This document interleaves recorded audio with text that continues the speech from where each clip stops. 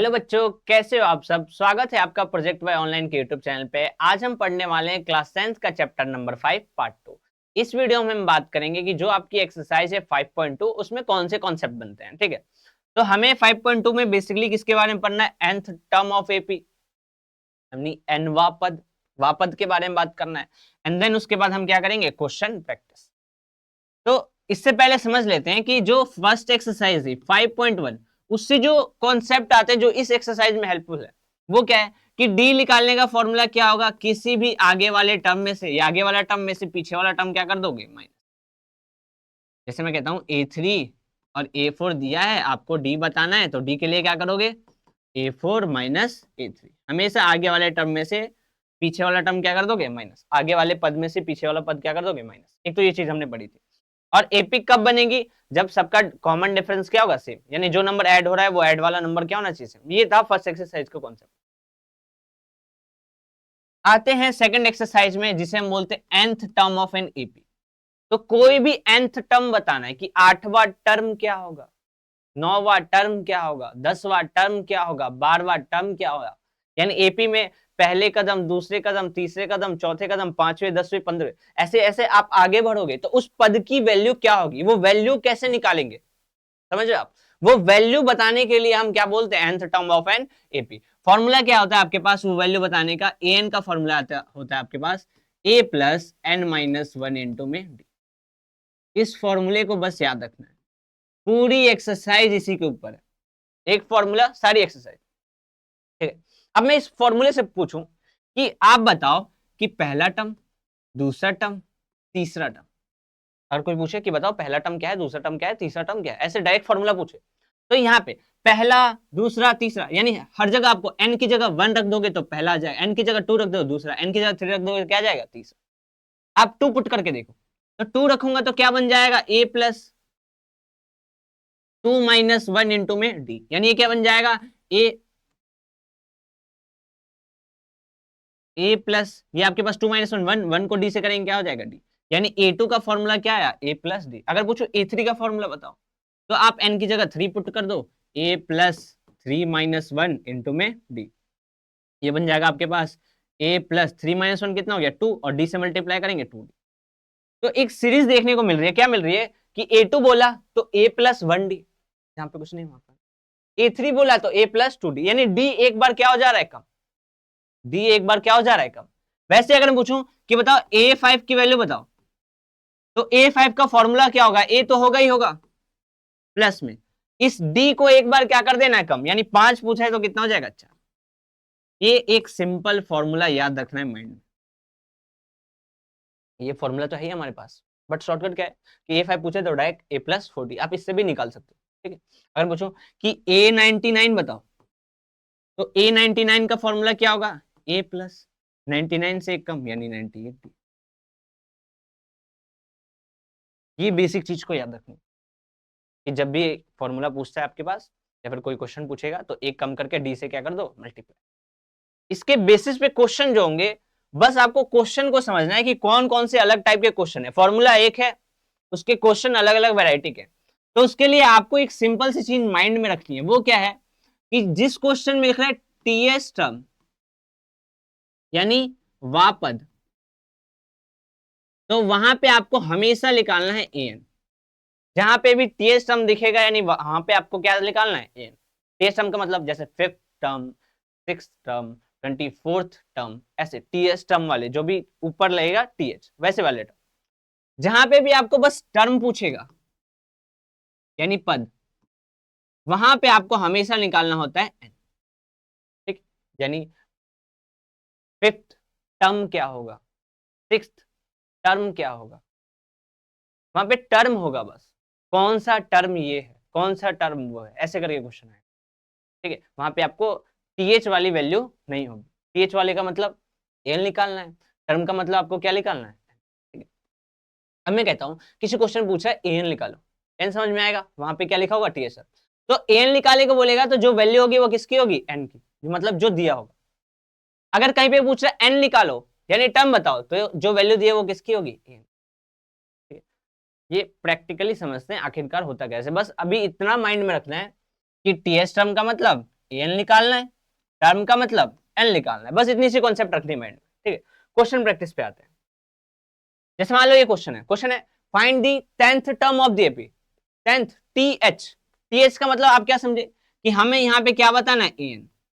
अब एन के कितने बताना है, 10 पे, यानी हमें क्या बताना है, A10, समझे बात को, 10 टर्म यानी A10 बताना है, term of the AP. AP आपके पास दे रखा है, तो एपी के पहले टर्म को, जो पहला टर्म होता है उसे हम क्या बोलते हैं, ए, यानी ए की वैल्यू आपके पास कितनी है, 2।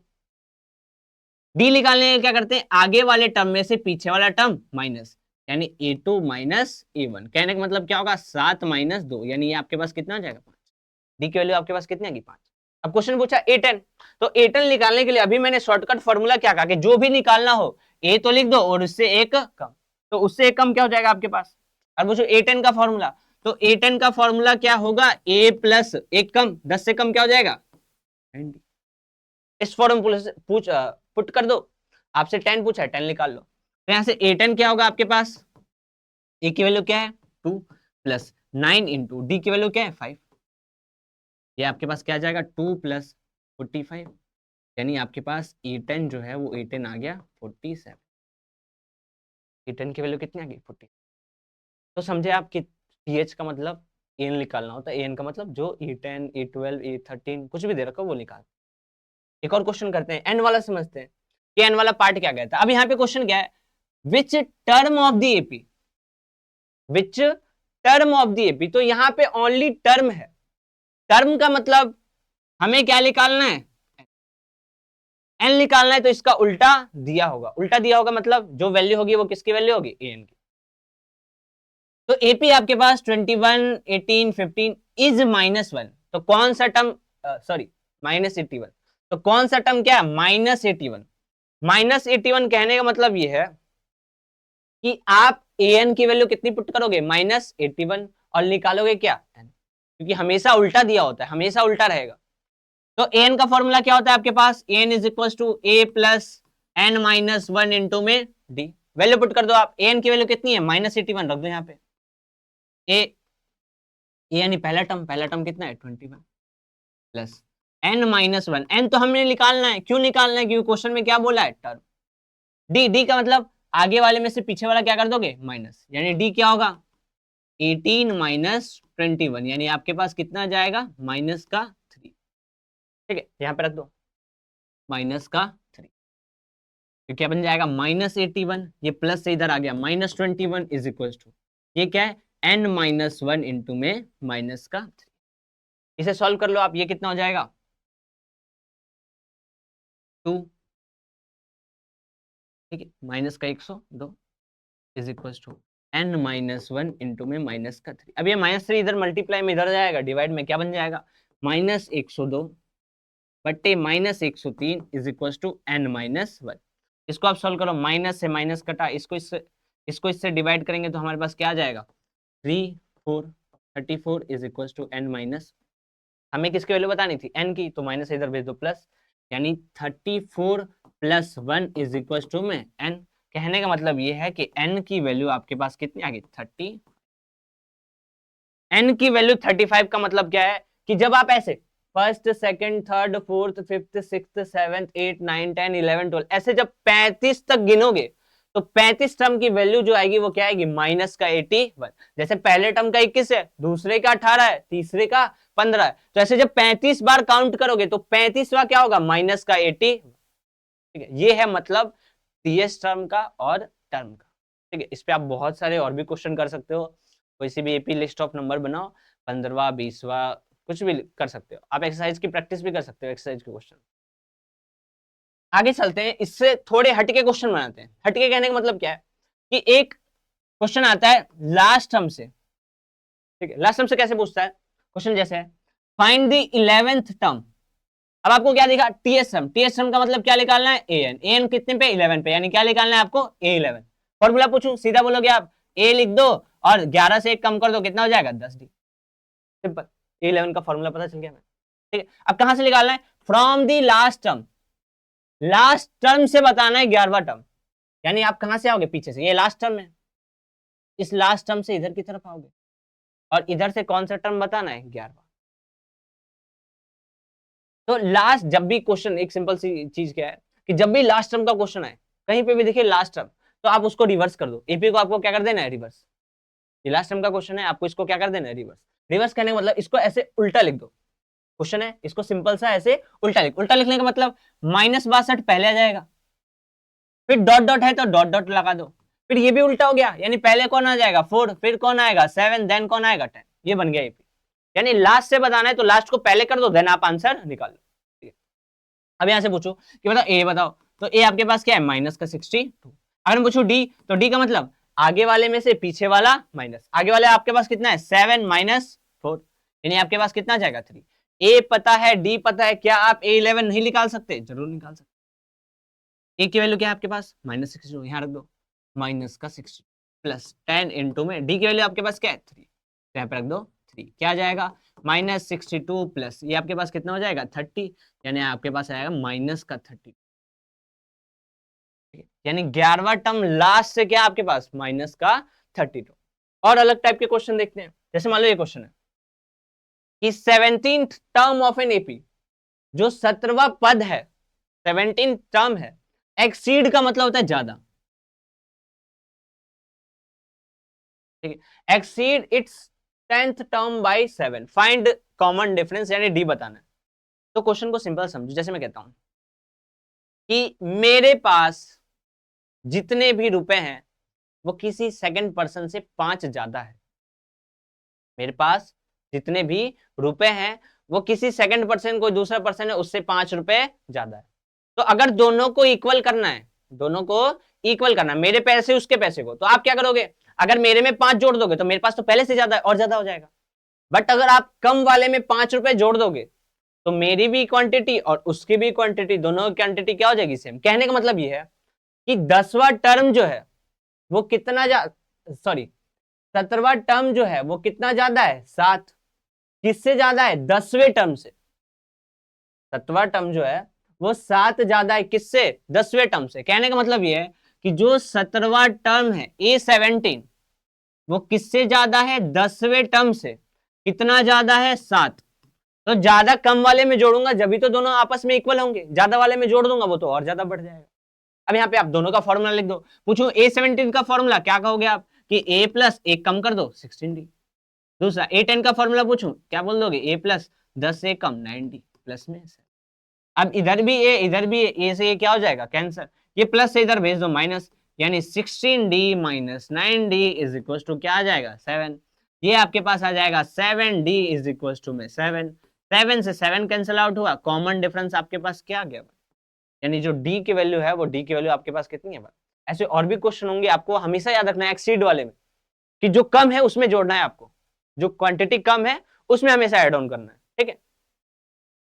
नेक्स्ट चलते हैं। नेक्स्ट जैसे क्वेश्चन है कि दो एपी हैं जिनका कॉमन डिफरेंस सेम है, दो एपी हैं जिनका कॉमन डिफरेंस सेम है, the difference between their 100th term is 100, यानी उनके 100वें टर्म का जो डिफरेंस है, दो एपी हैं, जैसे मैं कहता हूं पहला एपी है A1, दूसरा एपी है A2, ठीक है, इन दोनों के 100वें टर्म का डिफरेंस, 100वां टर्म क्या नहीं A100, ये पहले का A100 और ये दूसरे का A100, दोनों के 100वें टर्म का जो डिफरेंस है वो कितना है 100। डिफरेंस का मतलब मैथ में जहां भी डिफरेंस देखे, डिफरेंस का मतलब होता है माइनस, यानी इन दोनों का जो माइनस है इन दोनों को सब्ट्रैक्ट करेंगे वो कितना आएगा, यानी पहले वाले का A100 माइनस दूसरे वाले का A100 इज इक्वल टू आपके पास क्या है, आप यहाँ पे ऐसे कर लो कि यहाँ पे लगा दो P, यहाँ पे लगा दो Q, आपको समझ में आए कि पहले के लिए और ये दूसरे के लिए।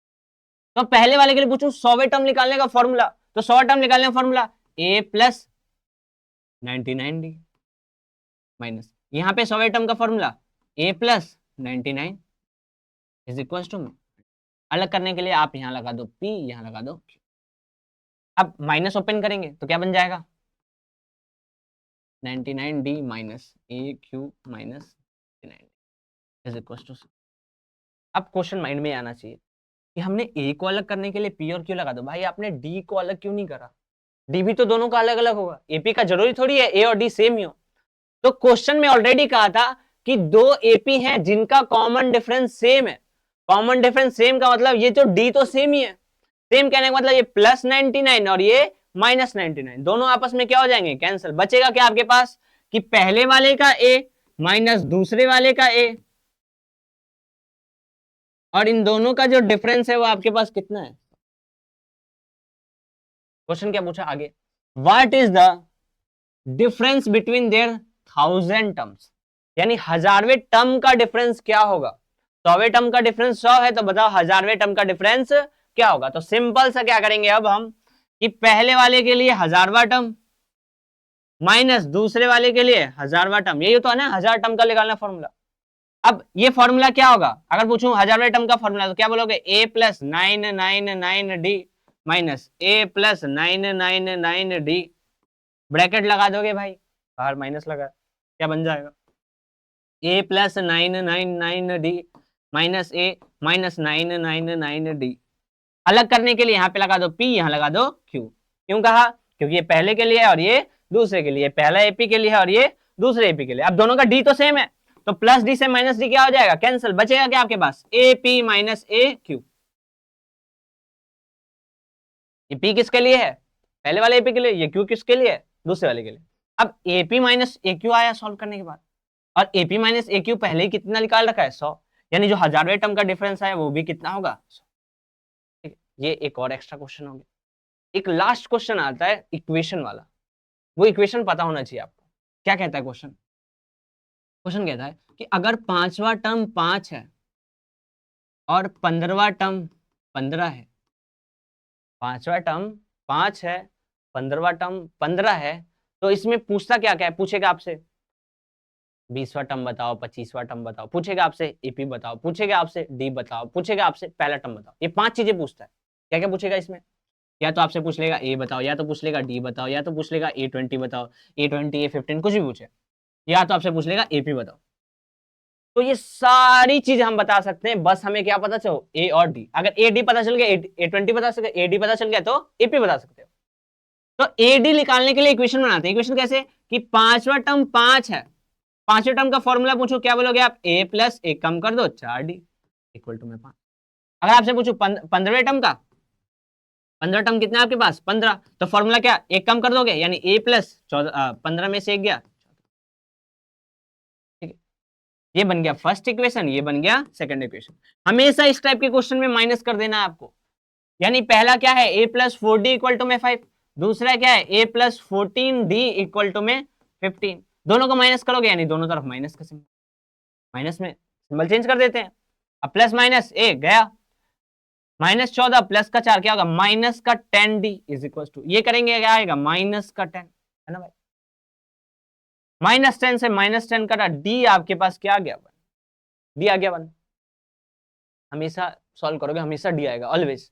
कोई सा भी क्वेश्चन करो हमेशा डी की वैल्यू आएगी पहले, और डी की वैल्यू आपके पास कुछ भी है। आने के बाद क्या करना है, या तो रख दो पहले में या तो रख दो दूसरे में। मान लो पहले में रख दे रहा हूं, तो पहला क्या है a plus 4d equal to में 5, d रख दो भैया 1, तो ये बन गया 4 इंटू 1 इक्वल टू में 5, यानी हो गया a प्लस 4 इक्वल टू में 5, प्लस से इधर माइनस, a की वैल्यू आ गया 5 माइनस 4, यानी a की वैल्यू आ गई कितनी। अब a पता है, d पता है, 20वां टर्म पूछे, 50वां टर्म पूछे, 100वां टर्म पूछे, एपी पूछे, एपी में पहला टर्म कितना है आपके पास 1, दूसरा निकालने के लिए A2 निकालने के लिए पहले वाले में D जोड़ दो, पहला वाला 1D1 यानी 2, A3 निकालने के लिए A प्लस 2D, एक कम कर देते हैं ना। अब A की वैल्यू क्या है 1 प्लस 2 इंटू डी की वैल्यू 1, यानी ये कितनी आ जाएगी आपके पास 3। ऐसे सिमिलर सिमिलर ये चलता रहे। तो ये इक्वेशन वाला क्वेश्चन किसी भी टाइप से है, हमेशा वहां डी निकलता है, देन पुट करके ए निकालते हैं, उसके बाद कुछ भी पूछ ले आपसे, ए पूछे, डी पूछे, 20वां टर्म पूछे, एपी पूछे, कुछ भी पूछे, ऐसे आप उसको निकाल सकते हैं। तो ये है आपका एक्सरसाइज 5.2 के जो जो इंपॉर्टेंट क्वेश्चन है, या फिर जिस टाइप से क्वेश्चन बनते हैं उस टाइप के मैंने सारे करा दिए।